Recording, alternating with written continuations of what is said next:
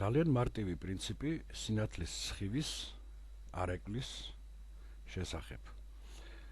პირველ რიგში განვიხილოთ რა გვაქვს. გვაქვს სარკე, სარკულის ზედაპირი, გვაქვს სინათლის წყარო და ამ სარკულის ზედაპირის მიმართ პერპენდიკულარულად აღმართული ღერძი ორიენტაციისთვის. ამავე დროს გვაქვს კუთხე I, ანუ სინათლის სხივის დაცემის კუთხე პერპენდიკულარული ღერძის მიმართ და კუთხე R, სინათლის სხივის არეკლის კუთხე პერპენდიკულარული ღერძის მიმართ.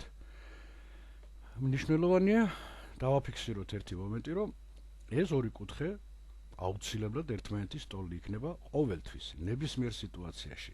მიუხედავად იმისა, სად იმყოფება სინათლის წყარო, რა კუთხით ეცემა სხივი სარკის ზედაპირს, რამდენად დაშორებულია ზედაპირიდან, ამრეკლავის ზედაპირიდან, კუთხეები აუცილებლად ყოველთვის ერთმანეთის ტოლი იქნება.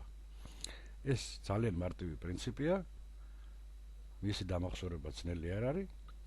ერთადერთი კაცრად უნდა ჩამოვაყალიბოთ შეხედულება იმის შესახებ, რომ დაცემული სხივის დაცემის კუთხე, დაცემული სხივი ზუსტად იგივე კუთხით აირეკლება, რა კუთხითაც იგი დაეცა. ანუ დაცემის კუთხე არეკლის კუთხის ტოლია.